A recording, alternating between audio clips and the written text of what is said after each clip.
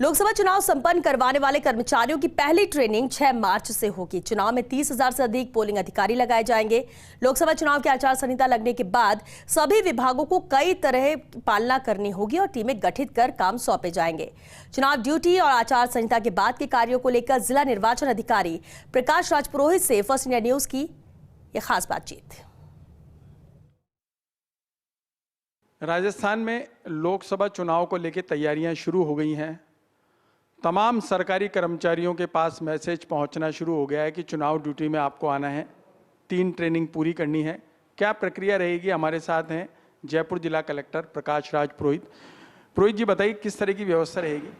देखिए, जो चुनाव कराने में जो कर्मचारी मतदान केंद्रों पर अपना दायित्व निभाते हैं, चाहे पीठासीन अधिकारी हों या फिर पोलिंग अधिकारी 1, 2, 3, ये सब के हमने नियुक्ति आदेश जो पहली ट्रेनिंग के हैं वो हमने जारी कर दिए हैं और सबकी पहली ट्रेनिंग 6 मार्च से हमने बुलाई है और सभी की पहली ट्रेनिंग होगी 6 मार्च से मार्च के मिड तक कंप्लीट हो जाएगी और उसके बाद फिर सेकंड ट्रेनिंग इनकी और होगी और चुनाव से जस्ट एक दिन पहले थर्ड ट्रेनिंग और होगी।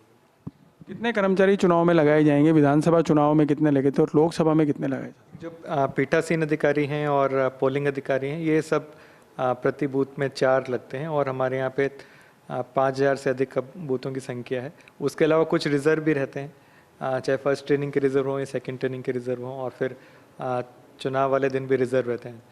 एक बात ये भी सामने आ रही है कि जिस तरीके से मेडिकल और अन्य प्रशासनिक विभाग हैं उनकी ड्यूटियाँ भी लग गई हैं, कैंसिल कराने वालों की भी लिस्ट लंबी चौड़ी हो गई है।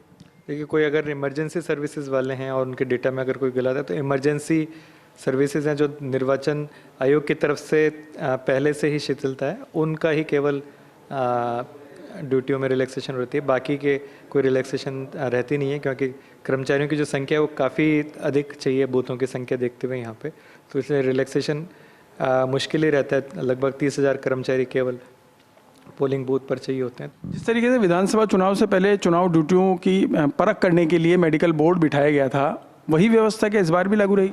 जी हाँ, बिल्कुल। ACO जिला परिषद है, उनके अध्यक्षता में वहाँ पे अधिकारी और साथ में मेडिकल की भी टीम वहाँ पे बिठाएगी जो अगर कोई मेडिकल इमरजेंसी मेडिकल कंडीशन है उसको एग्जामिन करेगी।